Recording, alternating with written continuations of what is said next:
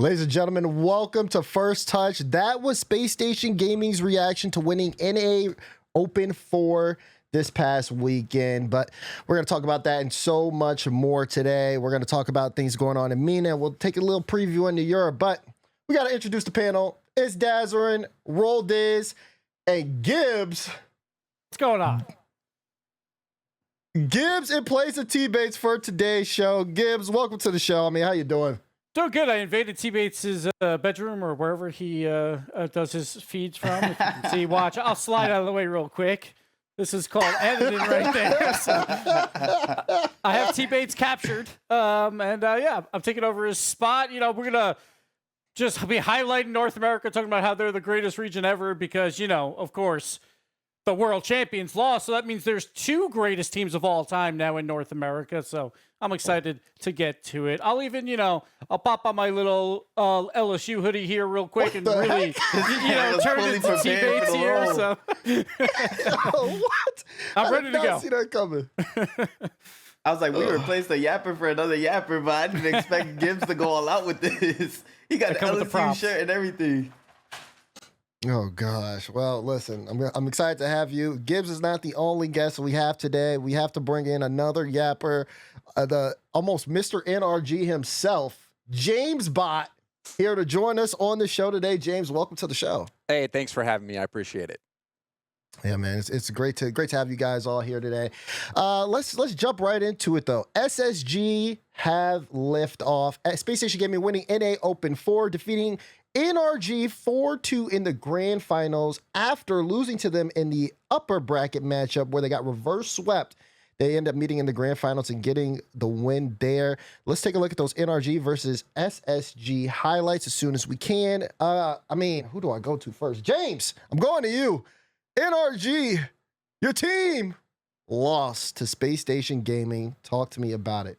Well, if you know anything about NRG's history, is that they always come up one short of a three-peat, so I'm expecting them to win the next two. But in all seriousness, I think SSG, this is really a cool story. Basically, you got Scribbles following the beast mode arc of the feigned death, the fake retirement, into, you know, being on a great team. And so it's cool to see.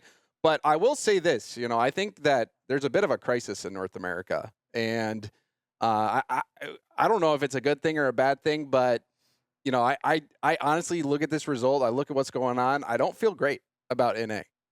Whoa. We might have to. Is that because your team lost? Yeah, right? Like No, NRG loses once. What? It's not. No, I am like, I want Virtus Pro to be better. I want Shopify Rebellion to be better. We have Scribbles who wasn't even playing RLCS level competition, comes back and wins a regional. Like, how does that make you feel? I mean, honestly, you have a point that is kind of crazy that a kid could go away from competitive Rocket League for 6 months, come back and win a regional. Like, that should. How's that happen? Yeah, it should light a fire under, like, Shopify Rebellion, the Virtus Pros. But, like, I agree with you 100%.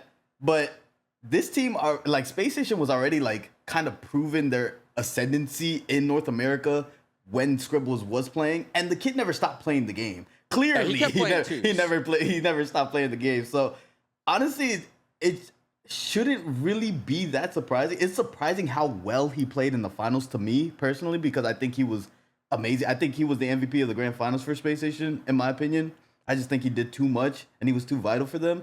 But it is kind of crazy that he was gone for 6 months and they're already performing better than the other teams. I agree with that. I'm taking nothing away from SSG as well. Like, I think that, you know, this is a great team. I love this team. I think this team fully capable of performing well regionally. Internationally, I think there's going to be a bit of a question mark because just we've seen some crazy series involving the young players from SSG.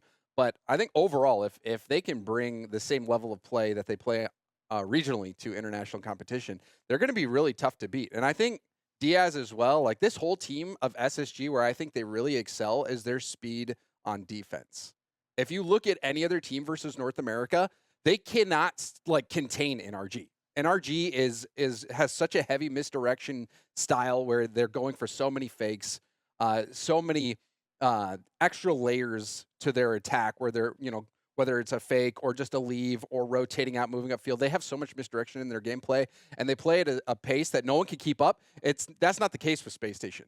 They're keeping up. They're shutting down plays before they get started. They're not letting NRG get away with those misdirection plays, and that's why they're the only team really that I think held a candle to NRG this weekend. Shopify Rebellion almost pulled off a crazy, comeback, but like you see that from NRG where they let off the gas. I just felt like there was really no other team as an NRG fan that really could keep up at all. Not even close. Gibbs, you agree? So I liked what I saw at a Space Station, and I don't think it's like necessarily panic mode yet. The issue is because now I have to cast, right? So normally, like if I'm on desk, I'm like, oh, that was a sloppy match, right? And I try to be more positive in cast, but I caught myself multiple times throughout the weekend. It was like, it's been a sloppy few games here in North America, and that keeps kind of happening. So I do feel like North America, maybe it wasn't their best open. It's the first open, though, as well. Space Station was fantastic, though. Again, it comes down to the international play. They'll definitely be there now. Like, after a regional win, it's very hard to not make it.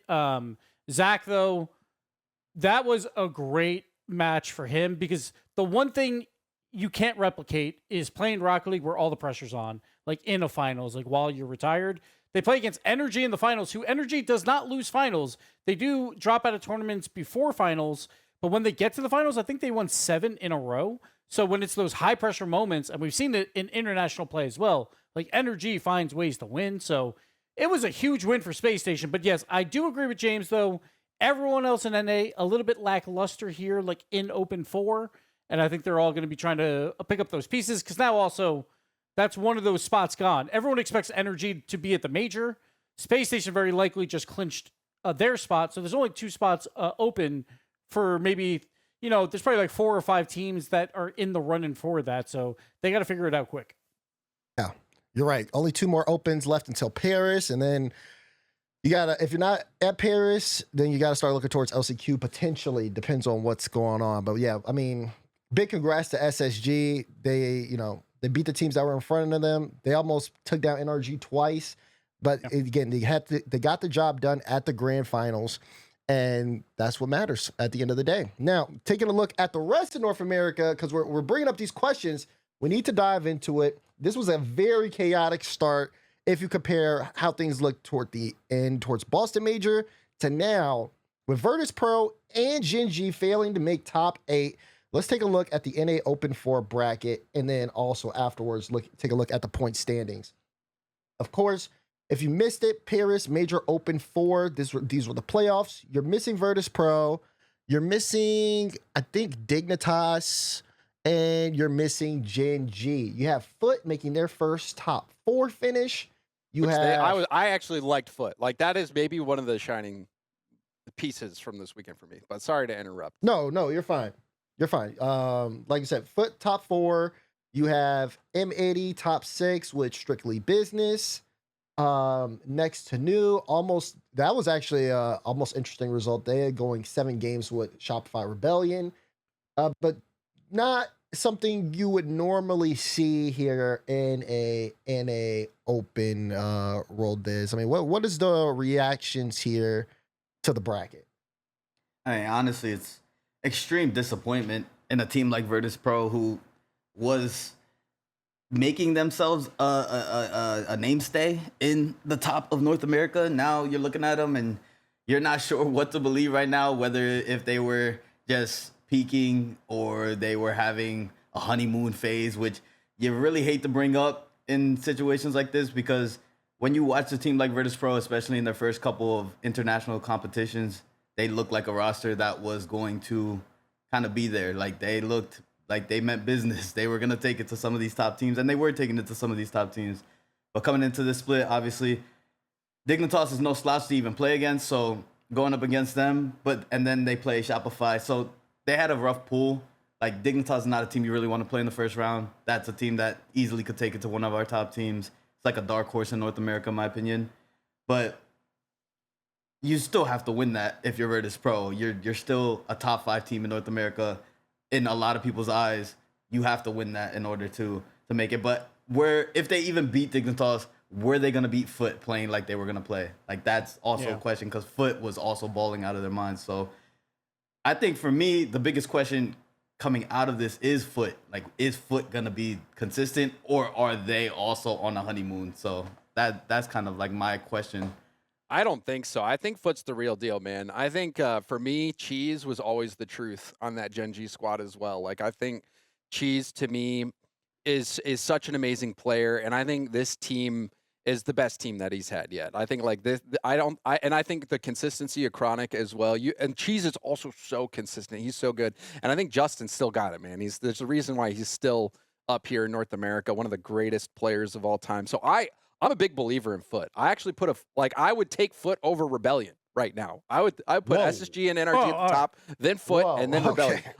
You could call me crazy, but I feel like, there's, you look at player for player. Yeah, talent wise, maybe SSG is above him. A lot of people would probably feel that way, but I think there is that X factor, the intangibles that comes into a team being successful. And I think that Foot will have this dynamic. I think that this is a team that is going to have that extra bit of intangible, positive synergy that can push them ahead of a Rebellion. So although I said, I think for me, when I said, I'm not feeling great about North America, what I'm talking about is Gen G, Virtus Pro, and honestly Shopify Rebellion.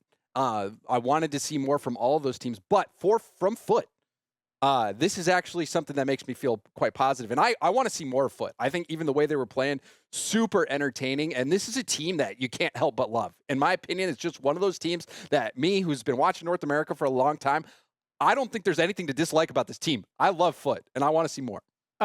Really quick, I think one of those members on the team used to be on NRG, so I'm just going to put a little disclosure here for Jamesbot. Bro, that's a long time ago. Yeah, but still, that love is there. But no, yes, they are a very likable team.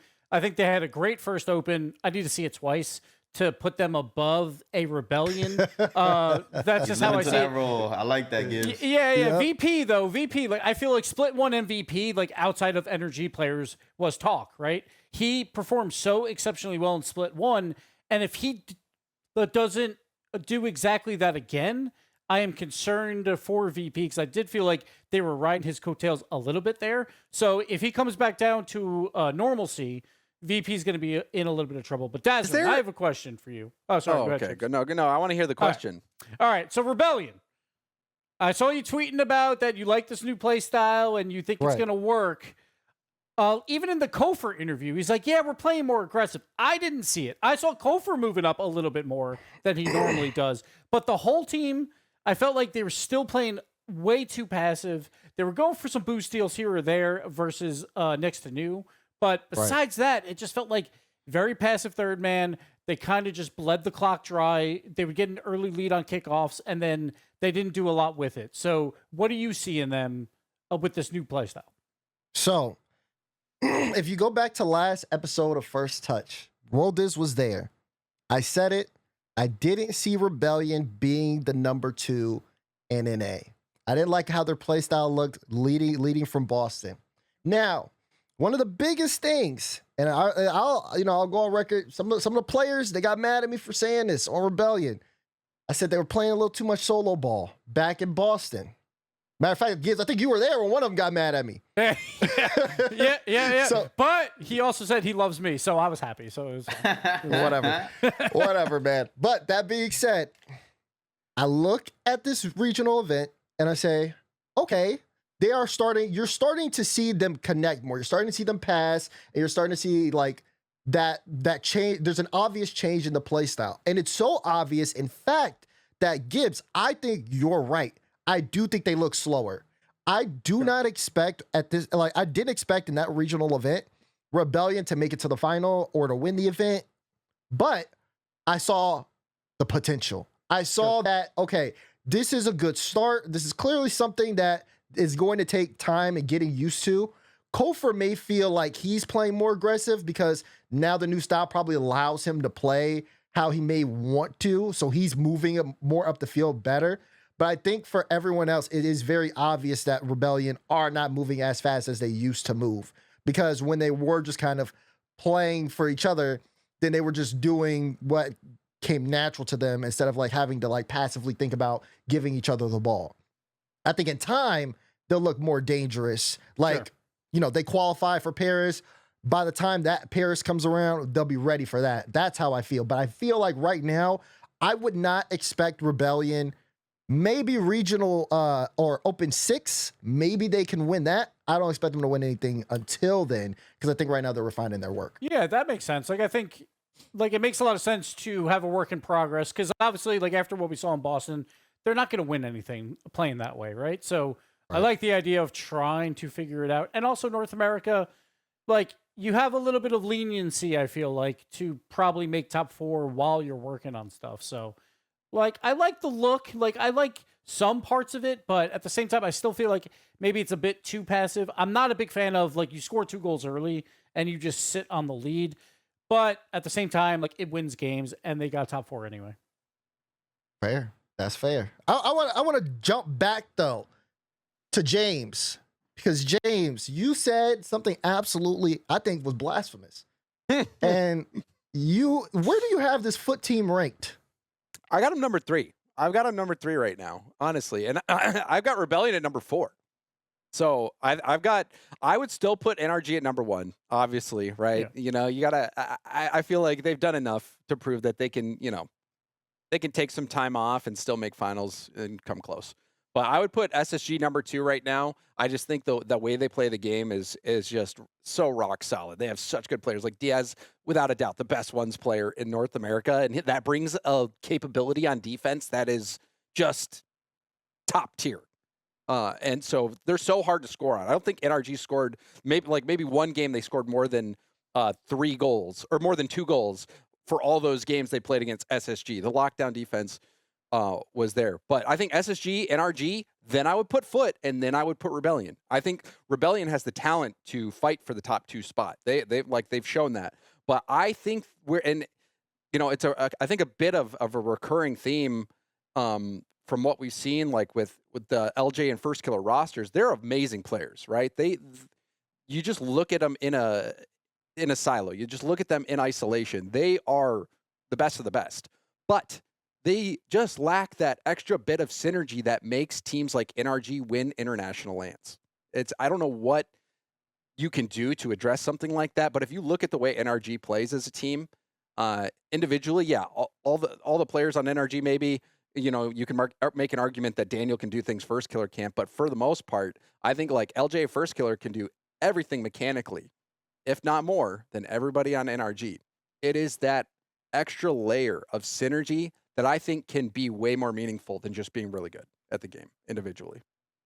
Okay, that was a lot of yap. I know. Listen, I'm gonna just tell it. That's I'm what gonna tell it James like it is. Listen, I know. Listen, I know Foot. I know Cheese. Listen, Cheese and Adam specifically. Don't take this personally. What I'm about to say.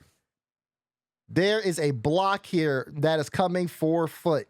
I don't like I cannot allow you to power rank them this high. 1, based on their bracket, and 2, based on the fact that this roster fully formed. I think until proven otherwise, that this is a vibe tribe squad. The vibes are good right now. Everybody's on a new team. Everybody's happy.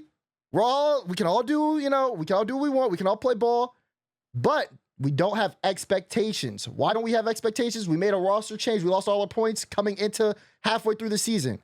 So if it doesn't work out, we can play towards LCQ. I disagree with that so much. I think as soon as the pressure is on and as soon as they start having expectations, that's when you're going to see them drop. Dude, I think the opposite. I think that all these players are getting to the point in their career where if they have a bad split, like it's very dangerous for them in terms of what offers are going to be on the table. I think, especially, you look at all of them, even Cheese with Foot, this last split was basically a team of leftovers. This is the way I saw it. Maybe I'm a little bit crazy, but I feel like the pressure for this Foot team is on right from the get-go. Like they have a good org. They have solid players, but it's not one of those teams where it's like, this is going to be a winning team. This is going to be a major team. You have to have faith in this team. Yes, they've got that ability, but I think the pressure was on from the very get-go. And I think this event was a huge test. And for me, it transformed me into a believer because I personally feel like, you know, with these, and obviously, you know, you can take what I say with a grain of salt. I'm just a commentator, right? But I think that these. Oh, I was gonna say you're not the only person who's had this opinion. Listen, I did a watch party over the weekend. M80 Nick came on the watch party. He said Foot was number 2 right now, so he had him higher than you. This is like another coach in the game. Yeah, I don't know about number 2. But I agree. Like, I just think, like, for my big thing was I don't think that this is one of those situations where it's a honeymooning team and they're performing well because they don't feel the pressure. I think with these guys, like, they're like my whole, like, the next year or more of my time as a pro is going to be determined by this very split. Like, this split is it. I have to prove my worth. I have to show what I'm capable of, because when it comes to, you know, next year, what offers are going to be coming my way from the big orgs, because that's what you see a lot with pros that decide to hang it up. It's not that they're going to have no offers. It's that they go from a certain tier of offer down to another tier of offer, which is just, in their opinion, not worth the time. And so I think when you have results, and like, this is the boat that I think Rise is in right now, is that you have been on, you've gotten a lot of really good offers, but the offers are going to start going a little bit down. You're going from the top tier, maybe a little bit lower to a little bit lower, but then there seems to be a cliff where once you fail to prove your worth at this level, boom, those big offers stop coming through, and you are now in a position where you have to fight your way back up. And a lot of times that's such a huge hurdle that a lot of people don't even want to try to tackle it, in my opinion. Yeah, I agree there too. Like, I feel like when you have a team or a player that's in tier 2, they could play 5 years of Rocket League, because if they're always in tier 2, they're always trying to get to tier 1. But if you have a tier 1 player that drops to tier 2, they're going to retire a lot sooner. You gotta stop talking about tiers, man. You're gonna get in trouble from Twitch. You remember that where they told you, Gibbs, stop calling tier 3 teams in the RLC? Yeah, well, you know, sometimes they are, and you know, North America tier 2 region. All right, sorry, it's just the way it is. But we'll see what happens in Paris. But yes, I agree with you, James, that players will retire sooner, like if they were in tier 1 and then drop to a tier 2, because they just feel like it's not worth their time, and they don't have the fight. They don't have the fight to try and get back into tier 1, compared to, like, if you've never tasted it, like if you've never been to a major, then you're always going to be fighting for it. But and then you got the this is us just thinking like we don't want Justin to retire, which I agree. I don't really want Justin to retire either. That's but fair. I don't really like this whole conversation we're on right now, because it kind of just leads you down a pathway that players really don't care about the team's performance. They're kind of just caring about their own performance to get a better look from a better org and a better offer. But if you really have the confidence in this team, James, third place should really be competing for major. Why do they need to boost their stocks for other organizations? Why can't they just be that's Foot not what I and was win saying. That Foot? wasn't my point. That wasn't my point. My point was mainly that I think that with this team, the players are in a position where they have that maximum amount of pressure. Like, I think they're playing where they feel like this is my career that I'm playing for. That was my point. I'm not saying that they're playing for themselves or anything. I was just making the point that I don't think this is one of those situations where Foot is coming into this weekend with a light load, thinking, you know, we have time to figure things out. You know, we're just gonna, you know, have this honeymoon period where we feel like we're playing for, you know, just for fun, where, you know, there's the expectations aren't there. I don't like, there may not be community or spectator expectations on this team, but I think when you look at the players individually, they have the expectations for themselves, and they're in that point where they know they have to get the results. So that was the only point I was making. I wasn't trying to accuse the players of. That's fair. Of playing. That's fair. I think. Listen, I'm saying this from someone who would definitely enjoy seeing Foot be successful. I think those players individually have not had success at a top level in a very long time. So it would be great to see them kind of get over the hump. I don't know. There's just something. I'm a believer. I think this is one of those teams where you got to have faith. You have it or you don't, man. I think I believe. All right, I believe Daz, in this Foot Daz, team. Paris Major, like, are they going? Because I would say they are going. As of right now, I would give them 4th seed. But I mean, it's not. If not them, then who? Right? Virtus. That would take a lot from Virtus at this point. Yeah, I know. They've just been on a downward slide. All right. Since getting Is there a name for this effect where you get like a massive contract and then you just phone it in? Like I'm not saying that's what happened, but I think it's called funny. the Drawley complex, maybe. No, you just get I've seen this I've seen this God. in sports, right? Where a player gets a massive contract and then they're just like the pressure's off for a bit. I think it's obvious that Virtus Pro has the ability, but when they were playing with no org, it felt like they were like locked in, playing like for hungry. everything. Yes, and then once you get it, I mean, it's you can't really argue that the pressure. There's a lot less pressure, and because I also think a little less motivation to try to do everything possible. Because they were probably burning the candle from both ends, maybe to a level that just wasn't sustainable to be able to get to the level they were at. But yeah, I think Virtus Pro has got it. I just don't know, man, if they're they're kind of starting from the back foot. It took NRG winning back-to-back regionals after missing out on top 8. I don't think we'll see that from Virtus Pro. Okay, I mean that kind of begs the question. I mean the topic on the screen: slump week or something more. So do you guys think that based on what we've seen, that the 4 teams that we have on the docket right now, NRG, SSG, Foot, Rebellion, are going to be your major teams? I would say yes. I think so. I for sure think so. I think the only possible difference would be Virtus Pro, but Virtus Pro is just one bad bracket away from having a terrible split. Like when you have double elimination GSL groups, you've already seen what can happen. So you just now it's a situation where if you're just unlucky, if you're Virtus Pro, it's just no shot. But so I really like the top 4 we have right now. Yeah, that quadrant that they had this time around, it was Foot, Dignitas, and VP all in that same quadrant. It really did feel like whoever comes out of that quadrant has an insane shot at being that 4th seed for North America, or possibly 3 seed. But now that Space Station is 1, that's kind of out of the table there. So I think it'll be Foot, but again, these groups can get incredibly weird very, very fast after the top 32 round. So it really just comes down to who gets a beneficial bracket, and then if they actually make that work. Because teams like Gen G, that they go 3-0 in Swiss, beating NRG, and then they can't get out of the easiest group they've probably ever had. So I don't know. Yeah, we're all here taking Foot, man. I don't have as much faith in Foot as these guys do. I have more faith in Virtus Pro, a team that one of the only teams you could look at last split and think that they can actually compete against NRG, by the way. We're completely forgetting about this team.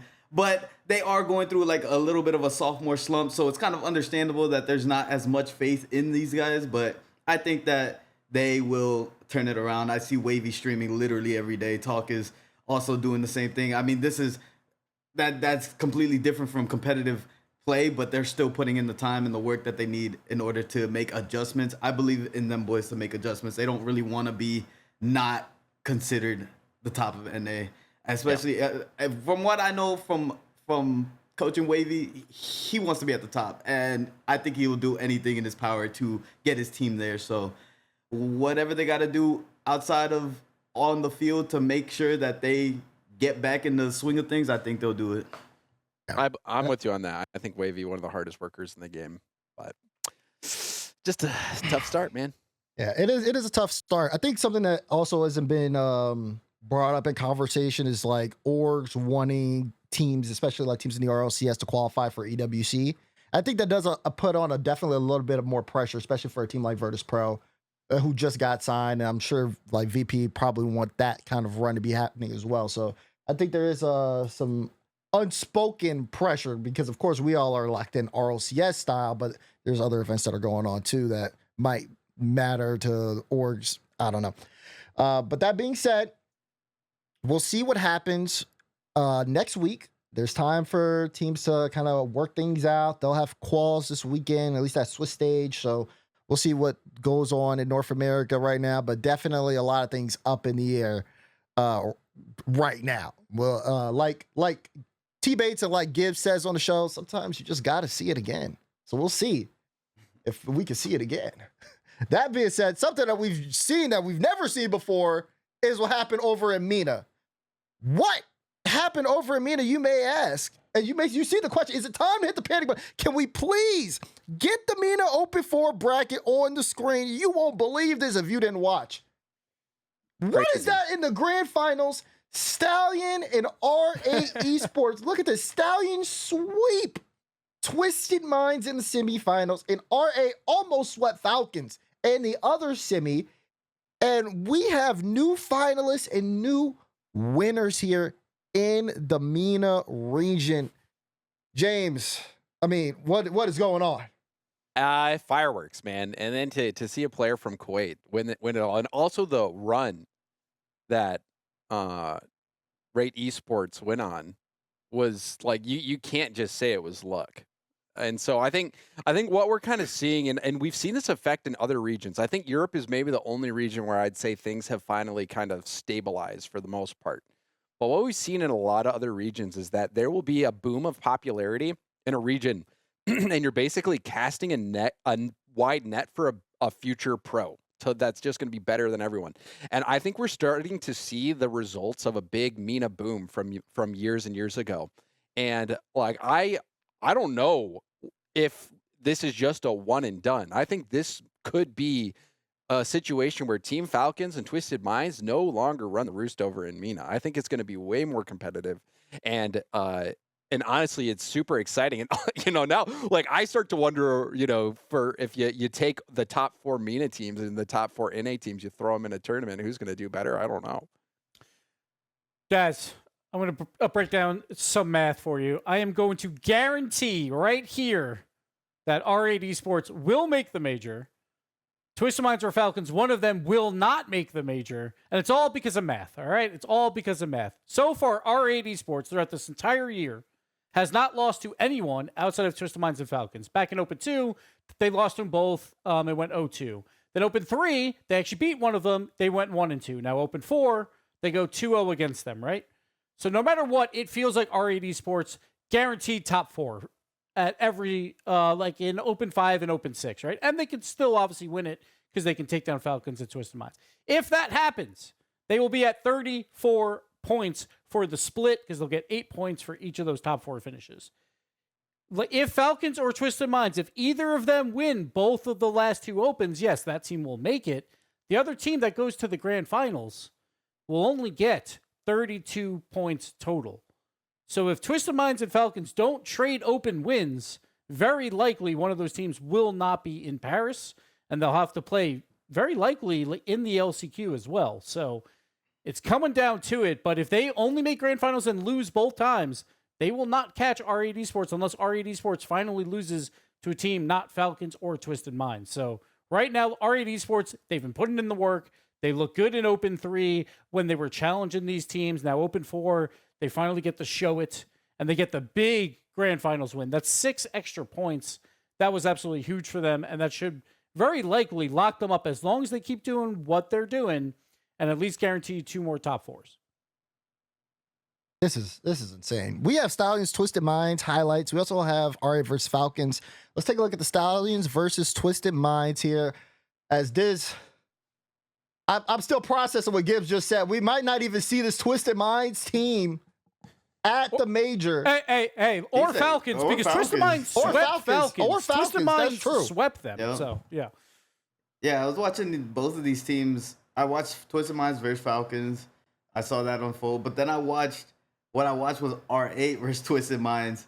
And I couldn't fathom the rate that some of these other teams, that's crazy. I didn't mean to say that. But like some of these other teams, like Ray Esports, how quick they're moving and catching up to teams like Twisted Minds and Falcons.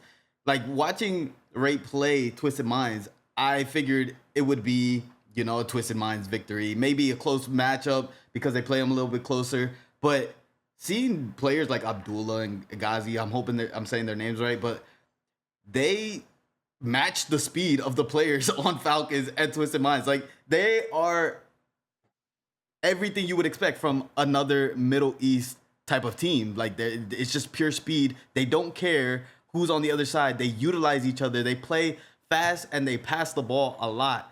And they're always there to follow each other up. this is another MENA team that you're gonna see. So I don't know if the panic button's meant for the rest of the world or the two MENA teams that want to make the major. But MENA's got a couple more teams here that they can take it to international stage and actually work on some competition. Like these boys, Stallions and and Ray Esports, they're not slouches, man. And they play exactly identical to what you see out of Twisted Minds and Falcons, especially Falcons when they were the previous Falcons iteration, where you would see just constant pressure, passing, stiff defense. They play like the rest of them, man. So I think it's a panic button for the rest of the world, man. If I'm gonna be honest, if it's time to hit the panic button, it's for international comp because MENA's getting a lot more stronger. Oh, I think if anyone, it's a panic button for NA because EU is proven to be untouchable for the most part. Yeah, we won the last World Championship, or North America won the last World Championship. But yeah, I think MENA, it might do good for the region to have this extra bit of competition and maybe push the top players, you know, the Falcons and Twisted Minds to put in a level of work that they've never had to put in before because they were dominating the region. Now, like Roldis said, it's real competition. It's not one-off. This is now a fight. Like imagine the LCQ, like say the Falcons are in it and they go to the play-in stage and whoever's in the play-in is like, we got to play the Falcons, right? It's like, that's going to be rough. So I think, yeah, MENA, it's very likely going to have 3 heavy hitters going into that World Championship. But we talked about Rock last year as well, and then they kind of faltered a bit. So they still got to show it on the international major or World Championship. Right. But still, it is looking great because everyone that plays in MENA, they all try to replicate the old Falcons roster of speed and passing, and we see it now. It's looking fantastic for the top 4 teams. Yeah, I mean, it is. Listen, everybody's been talking, you guys on this panel have been talking about hitting the panic button in other regions, international play. But what about the $300 million contract that a certain player on Falcons has with Drawley? Was that Falcons, the number? I never heard the real number before. That's a pretty good rate. It's not $300 million, but it might be $300,000. I don't know. It's one of them.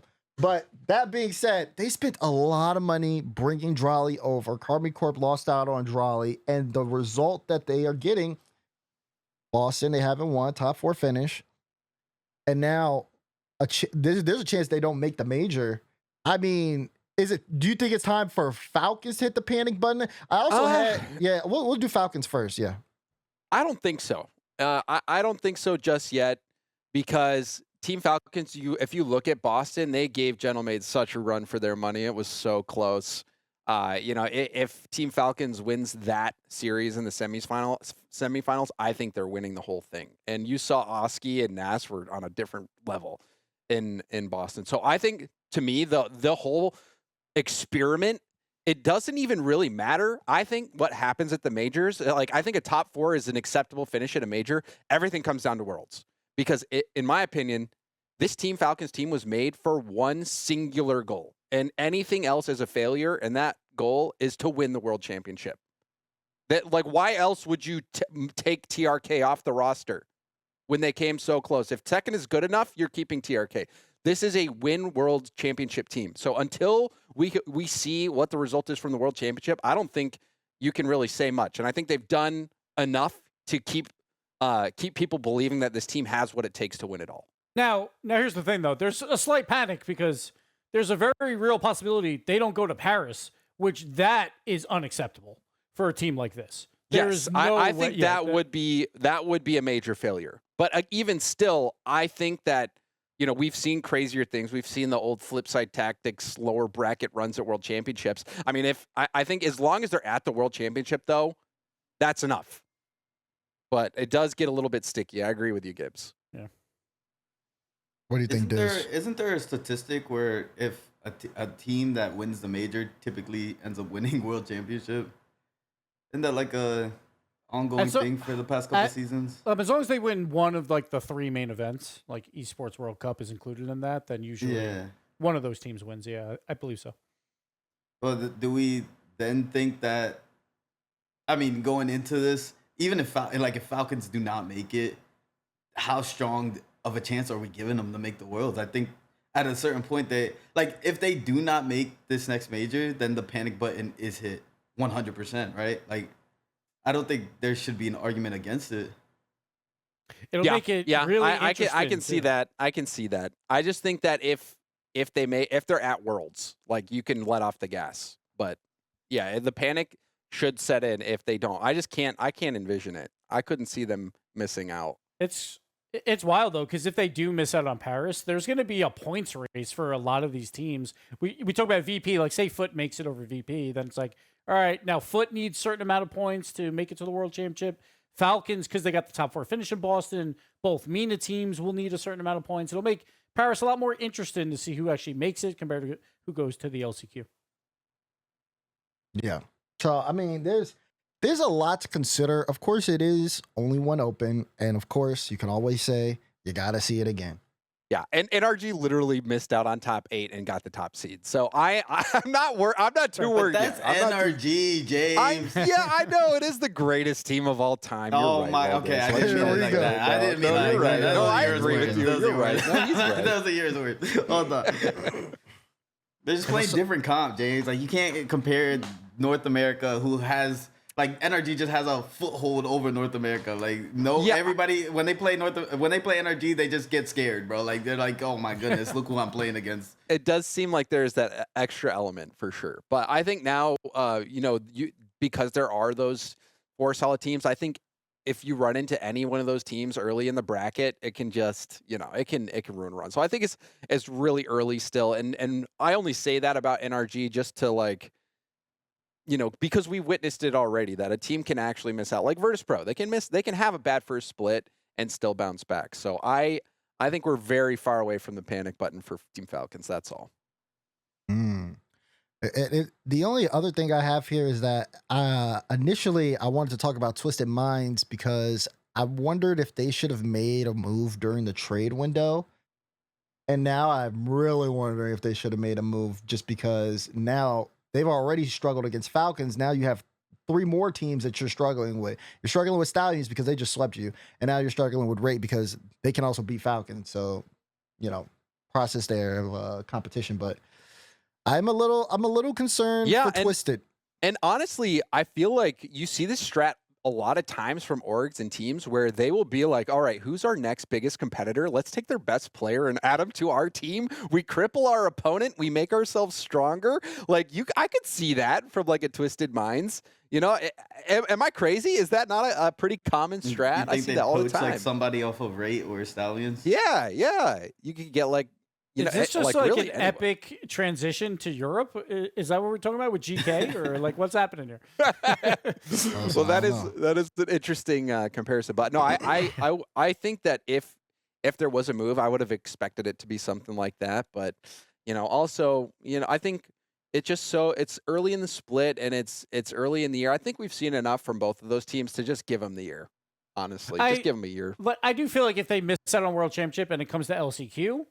Then we might see one of those moves. I would agree. Then there's probably only going to be 2 contenders. If you take the best player off the other contender, you have a better chance to make it. I agree. So I could see it there. Yeah.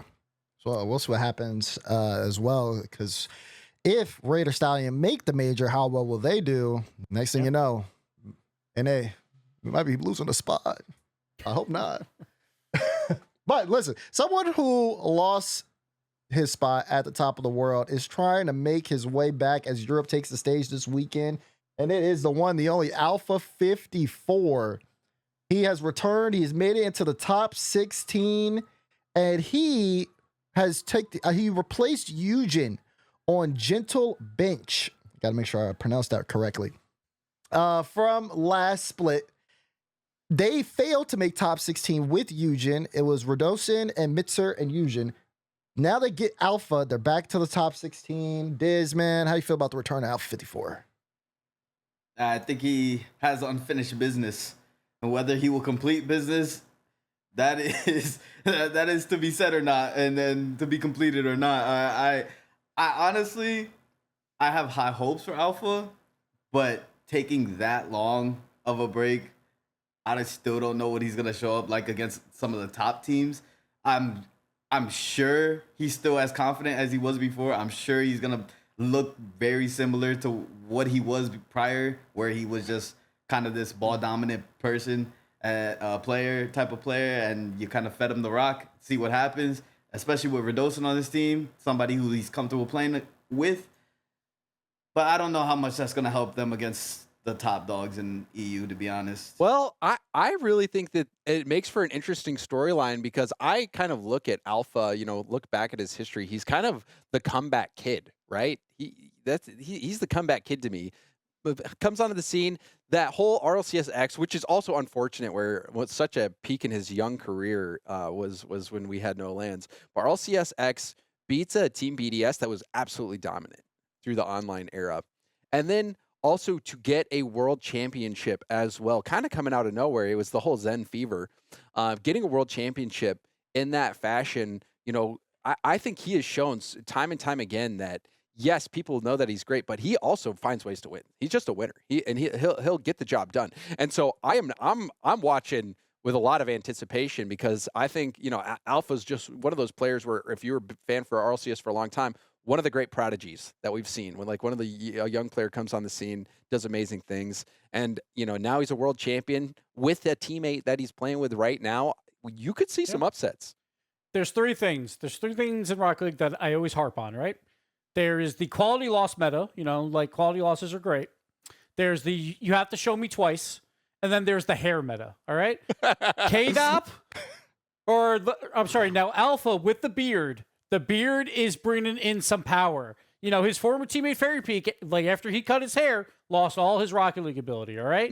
Alpha now is I'm going to grow it out on the bottom side of the face. He's trying, something new here, but it's an epic beard. I think there's a lot of Rocket League talent in that beard, and I expect KDOP Corp to put it to GK. They're playing them first. That's a tough matchup for GK. That could be a sleeper upset here. So I'm going to say because the beard is so high quality, I'm giving it in 5 to KDOP Corp. All right? I'm giving it to him. I'm saying Alpha wins round 1. There we go. You heard it here first. Just make sure the KDOP beard's Corp out of the upset. microphone. It's got to be out of the microphone because we don't need muffled comms. All right? That's it. We don't need muffled comms. That's absolutely right. But we're going to dive into it as well. Did GK make the right move? Because GK, listen, they had not really the best Swiss stage. I took a look at their Swiss stage. It was okay. Gentleman's also had 4 rounds of Swiss. Both teams had kind of a slow start. GK lost to Chippy Chips, who didn't even qualify. And then they kind of picked things up, but I don't know if they're as threatening with tempo yet. Can we bring up the tempo Seiko graphic? Because again, it was even exchange, which it could kind of be debated, but tempo to GK, Seiko to Man City. Like I said, both teams went 4 rounds in Swiss. Now looking at the bracket, I believe, where is GK? GK has KDOP Corp, then they have NIP. On the Man City side, they got Gentlemates, and then they got Vitality right after. So Man City brutal. Is a little tough here, but let's kind of dive deep into it, Gibbs. How do you feel about this trade? I feel like it's one of those things where you never know exactly what's happening behind the scenes on these teams, right? Because I feel like with GK, the online split did not go their way. They were very mediocre. They win a tiebreaker as an EU5 seed, and really the only reason why they get that is because they made a grand finals. They found a way to make one grand finals and got some extra points there. GK did not have a good online split, so I could see why they make the move. At the major, they look better, but it's always one of those things where these moves probably happened before the major, right? Where they're like, no matter what we do, unless we win the tournament, we're probably making a move because we don't think that this team is good enough to be a top 4 team or be a grand finalist at a world championship. So I don't mind the move for GK. I get why people are upset. They're like, oh, they look so good at the major, but I bet these things happen before the major where they're already kind of thinking about it. And you take the best player off the team that you played in that tiebreaker with, it's not a bad idea to try and move them down. The problem is they trade perfectly. So now Man City, they have a good run, but their group is brutal. Playing mates first. We're the best team in the world right now. The bracket is not going to be kind. And then they also have Vitality, who was also the grand finalist. That is absolutely brutal. Yeah, and the other thing I think is that's really important here as well is you look at the big picture of the World Championship. GK and Man City are right next to each other. They are racing racing against one another. So this is one of those situations where a slight change in balance can either extend the lead for GK and put Man City out of the World Championship race, just locking it in through the regular season, or Man City leapfrogging over GK. So I think it's a risky move. I like both teams. I think this is a really bold move. And right now, just from the first event, the bracket luck not there for Man City. But I think this could be a situation where that both teams are just doing the calculation, and GK is probably like, I think Seiko's a great player, but we're going to be better with tempo, and Man City will probably be worse. Like that, I think that was they must believe that to make this trade. Why else would you do it? And so, but I think this is one of those things where one of those teams is going to look dumb. Or there's a good chance they're going to look fair, dumb. Man City really had no options, right? They had to replace their players, so it's not really up to Man City. More up to GK, who made the major. It was like, we're going to boot our players. You don't so think they GK can say no? I guess I don't know what the contracts were. Well, no, Man City could have picked someone else up, but they were losing tempo no matter what, I think. You think? But I think so. I guess, yeah, we don't know what the contracts look That's like, true. but what I'm guessing would have happened was that both orgs were like, we will accept the contractual obligation you have to your player, and you have to accept the contractual obligation that we have to our player, or like basically just agree to pay out the terms of whatever. That would be what I would guess would happen. I don't know. I thought that there was tryouts for Man City, and late into the window they decided on their player. I'm pretty sure it was for Raziers. Because I think that's what it was, yes. Yeah, I think that led to like a whole Magnifico drama. Magnifico also did not make it to the top 16 this time around. I would love to know what that deal was, because even if you have tryouts, it doesn't make that any different. Like if they decide to go to Seiko, what could have happened was like GK came to Man City and said, we'll give you Seiko. And they'd be like, hold on. We'll give you Seiko, but we want tempo. They'd be like, wait, we're going to test things out. So even still, I think that this probably was a situation where Man City probably could have stuck if they wanted to. But yeah, it's regardless, like I'm saying, I just think it's a really crazy move to see a 1-to-1 trade on two teams that are in the neck and neck race for the top 5 spot. Yeah. Yeah, it is definitely interesting. We'll see what happens there. Obviously, Man City definitely not a favorable group. You just have too much talent in the group. We talked about Vitality. We talked about Gentlemates. Karmi Corp's also in that group. They're in the other bracket. Novo's in that group. A Chronic Juke Rezi. Who else? TRB. That's Toxin Razier's team with Bibaba. I've heard stories about the Bibaba guy. So I'm excited to see how he looks. But yeah, lots of comp there. Meanwhile, we got to talk about the bigger conversation. Can we take a look at the EU season points here? Because the question proposed to the table, Mace right now, #1 in Europe. They're sitting above Karmi Corp at 57 points. With all the changes, with the competition in the EU depth, can they stay at the top? Diz, I want you to go first, man. Sure they can. Will they?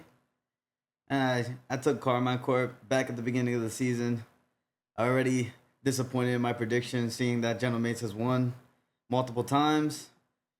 But I'm thinking Karmi Corp's going to come back, man. I can't stop this team from leaving my mind. In Europe, bro, this team is just, like, Vatira is playing at an all-time high. I believe he is playing out of his mind this season. And I think Atau has looked a lot better coming into the season as well. Getting the full reins again to play offense since Jolly's gone. But I would say Karmi Corp's going to take that spot back, man. That's my full belief. I think they had a bad little section of the season like they normally do, and they're going to get it back, man. Karmi Corp's going to end the season. Top dogs again.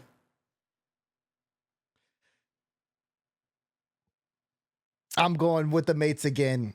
Give me the mates again, man. I think they're going to hold on to it. I said it at the start of the season. I had mates and I had GK. GK, they're kind of letting me down. They're trying to bring it back up, but I'm going to stick with the mates again, man. I think they can hold on to it. Talk to them after Boston. They said they're still hungry. Archie, drop's not finished, bro. So he's gonna go, he's gonna lock in, he's gonna get the job done, man. Need to see more of Archie, Oski, Ness. So I'm saying yes.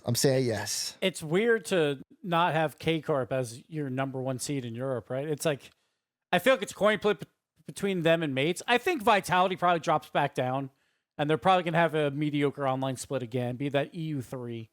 I think I'm going with the Mates as well, at least for the online portion. I think Oski has been the real deal, and it has looked fantastic. Obviously, Nas, he showed up at the major, but I think, like, the X factor on the team is how Oski's playing. I think he's looking like one of the world's best, and I think I would have to give Mates the EU1 seed going into Paris. I think this is just a really poorly worded question, honestly. I think because there's only one answer, and it's can they stay at number 1? Obviously, yes. Will they stay at number 1 is the right question. There we go. Because they can. We saw Nas ascend to a different level. I think the big question for me is, will they be able to do it? And that's where it starts getting a little iffy to me. I really feel like K-Corp is the best team over in Europe. I think they will bounce back. And also in the grand finals, like we saw Super Saiyan Nas. Like I don't know if you don't think he's doing that again. I don't know. You don't think he's doing that again. Okay. That was one of those things where the vibe, like everything seemed to align. Like you saw with Nas, the carefree attitude and everything. He was unbelievable. It was one of the greatest performances that I've ever seen. And when I see a performance like that, I immediately think that I will never see anything like this again, or it will be the last time I see something like this for a really long time. So if he can replicate that, that's going to be what it's going to take, I think, for Mates to stay at number 1. Can replicate that? You want him to replicate a historical performance? You know what I mean. You know what I mean. I do feel like K-Corp, though, it's been mediocre, though, too. Like, at the major, they were not good. They were not good at all. They barely made it out of their group. It was a group of death, but they won in 5 games against Space Station and Twisted Minds. If they lose one of those, they're not even in the playoffs. So, like, that they need to pick it up as well. Is it telling that we're not even really talking much about Vitality? Like, do you think, like, are we just blowing Vitality off here? Do they got no shot? No. I mean, Zen, and also this is another one of those things where I think history looks kindly on Alpha, and also Berdosin. Look, Zen won with them, and now Zen he's been trying to fight back to number 1 in Europe, number 1 in the world, and will we see it again? So I think I wouldn't count Vitality out, but I think I'm curious what you guys think on where Vitality stands in this race for number 1. I think they just have to prove it.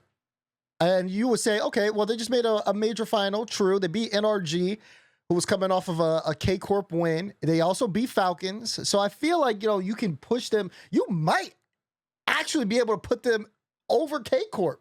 But you don't, I could look at Rold's face when I say it, and I know he's like, this is a crazy take. There's no way you could ever say that. But you have the evidence that you can make the argument with. Yeah. And I'm on Rold's side. I think Karmic Corp, I'll probably put Karmic Corp over Vitality.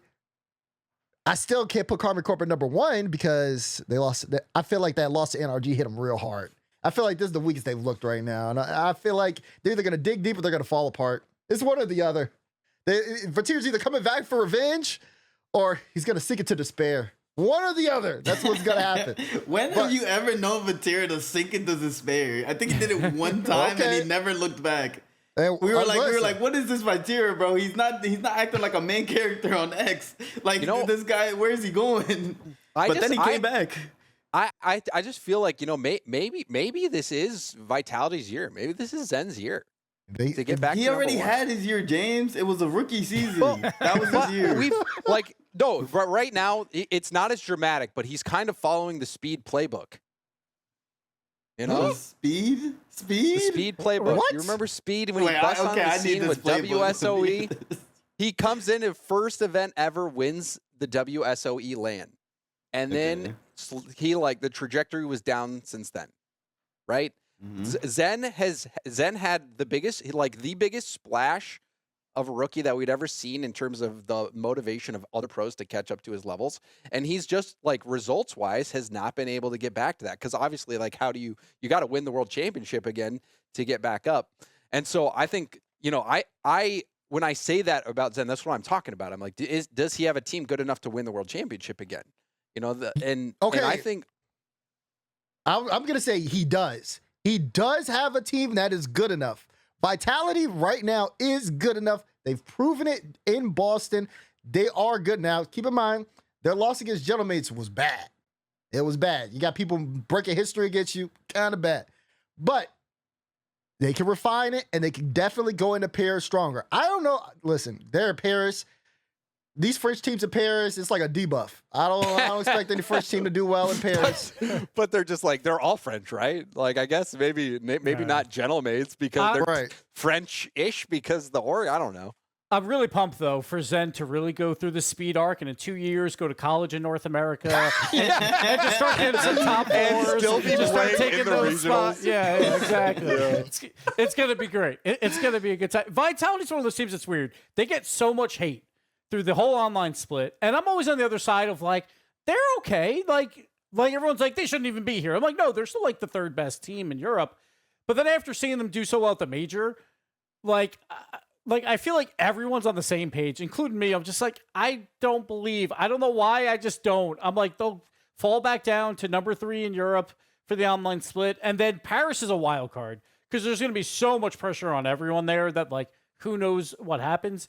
Like, if they show up there, maybe. But as of now, like, if we're talking about world championship, I don't think Vitality, like, is going to be in the running personally. Maybe a top 4, but I don't know. Like, I don't believe in that Boston performance. I don't think they replicate it. Like, if I was a betting man, I would not bet on them right now. Oh man. Yeah, I don't know. It's tough. It's a tough situation because I know exactly what you're talking about. It's one of those things where you feel like with the way things have gone for Vitality these last few years, it's like, I gotta see it to believe it. Like and we just had a chance to see it, and you fell short. And but we not did only see did you it, fall though. short, you got whipped. It's so weird because, like, they were in the group of death. They looked fantastic. It was a great tournament for them, all in all, outside of the grand final, but still, that's okay. But for some reason, I still can't believe. I don't know why. I just can't. You got to see it again, Gibbs. You got to see it again. I guess. I got to see it twice. Okay. Final topic here of the show today. EU's got 5 spots. Give me your way too early Paris 5. James, you got it offhand? I could go. No one's ready. I mean, I can go if you want me to. It won't be pretty, but I think without a doubt, Gentlemates for sure. K-Corp for sure. I think Vitality locked in for sure. And I would probably do NIP again. And then, oh gosh, this is where I think it's going to be probably Man City or GK. And I kind of like, the bracket doesn't seem great, but you know what? Because of the bracket, I'll honestly say GK again. I think this could be a disastrous tournament points-wise for Man City and GK. I think it's just going to be a run back, honestly, for Europe. Okay. It's a boring answer, but Yeah, I agree with James. I agree. I don't see any other teams making, like, I don't see Man City making, like, especially with their group. And obviously it's only 1/3 of the season, but still, like, I think GK honestly had a down split. I think they do better now, so I think I'm going with the same top 5. There's you going with the same 5? I don't want to, but it kind of feels like I have to because of the bracket, honestly. Like, if the bracket was a little bit different, like one other team on the other side, I might have bet Manchester. But yeah, I don't know. You guys don't believe in the K-Dop Corp? Sure, the beard is nice, but I don't know. The beard is nice. We don't got the K-Dop Corp? It's the only compliment we have for the team. The beard is nice. Beard is nice. Gameplay, who knows? But the beard is looking good. Won't see you at the major, beard, but you know, it's nice. I mean, he'll probably be there. He'll show up. It's Paris, right? You know, He'll be in there. the crowd. Yeah, he's gonna be in the crowd. You have a ticket. Daz, are you doing it? Like, who's your 5th? I mean, come on. Like, I think that's how it comes down to. You know, Listen, I might have to jump on the K-Dop Corp train, man. that would be a Absolutely. story. It would be a story. I feel like. Well, how about this? How about this? So K-Dop Corp, the way their bracket works is they do play GK, and then it would go likely into NIP. Like if theoretically they do make it out of that group somehow, and it's doable for them, then maybe you're not so crazy, Daz, if you say K-Dop Corp. To K-Dop Corp, I we'll think find it's out. top 8. Like I think they have a good chance of making top 8 in this first Open. I think that this will tell us whether, like, if K-Dop Corp is truly one of those teams, like if Daz thinks that they might be able to squeeze in at number 5, this is the literal bracket that would tell us that. Mm-hmm. It would have to it. be GK. Yeah, Yes. yeah. They can Like, take we'll GK's find spot out. 100%. Like, Yeah. So I mean, I guess that if you are Alpha, and I'm locking it in, man. you're the boys. I'm locking my it in. Give me the gosh, so K-Dop you're- Corp, man. K-Dop Corp. We'll find out how bad of a prediction that is this weekend. We, the first round. This is the first round. Yeah, first round. we Yeah, definitely 3-0. will. Yeah, oh, Daz gosh. with this train, but there's no train tracks. He's just gonna be Get sitting there in the get mud. the tweet you know? ready. You might as well make the tweet now and keep it in drafts. So you This don't would have be to the think last about time it you later. hear about K-Dop Corp from Dazrin because Oh, it yeah. was so bad. Won't even He bring it talk up. about it Won't no even- more. Or it'll be because they pick up at the sponsor. major. K-Dop Corp will make the major. I'm calling it now. No, okay? Daz, I already see it now because you're going to tweet out, because you're going to take a picture with them in the crowd. Be like, see, they're here in Paris. It's what's going to happen. That is such a Gibbs No. approach as well, is to Oh, cover yeah. both bases. Of you know? course. Come on. I did think about it, though. I did think about it. But no, they'll be playing. They'll be playing. Please, K-Dop Corp. Please, I believe. Oh, gosh. All right. But, I mean, if the other 5 make it, that is the kind of usual 5. Definitely based off of what we're seeing in this Open 4 bracket. Ladies and gentlemen, Open 4 starts tomorrow with the Friday stream. It'll be right here on twitch.tv/Rocket League. Be sure to keep your noties on so you're locked in on when the stream goes live. You got a little bit of taste of the red zone action last week with NA. It'll be back tomorrow for Europe. Gibbs, James, thank you guys so much for coming on the show today. I appreciate it. It's been an absolute pleasure having you both on. It's my pleasure. You know, I mean, I love hanging out with Gibbs. You know, we do a lot of gaming together and stuff, and it's just always a team effort. He never just abandons me to die alone in any. James is salty situations. about something. It's fine. But all I got to say is NA's back on top, baby. All right? We got Space Station Gaming taking down the world champion NRG. So you know what? Power rankings, my list. Number 1, number 2, Space Station NRG. After that, it doesn't even matter. 3 through 10, it doesn't matter. Grand Finals, Paris. It's going to be Space Station versus NRG. We're going to see it. Our first NA final. I'll see you there. Toodaloo. Pretty good. That was pretty good. He had it backwards a little. No, it's great. Yeah, no, he yeah, matched. yeah. He matched you the know level. he would definitely still have NRG at NRG 1. That's is number one one. thing. yeah, he I would, feel he like would, yeah. Gibbs has just so perfectly encapsulated the delusion that T-Bates brings to the discussion. So thank you for that. Yeah, Gibbs. I try. All right. Diz, man. Thanks for being here as always, man. Another one in the books. That's right. Ladies and gentlemen in the chat, thank you guys for tuning in to First Touch today. I hope you guys There he is. enjoyed. What the? Oh. Jump scare. T-Bates jump scare. What a Oh my perfect God. frame. On behalf of all the staff behind the scenes to make this happen, again, big shout outs to everybody working behind the scenes on the show, as well as all the support we get from Psyonix and Epic. Thank you guys so much. And then thank you who have been watching day in and day out, leaving all of your comments. We see it all, and we appreciate all the conversation. First Touch will be back next week to cover more Rocket League action, talk about what happened this weekend. So, without further ado, 1, 2, toodaloo. Toodaloo. We'll see you guys.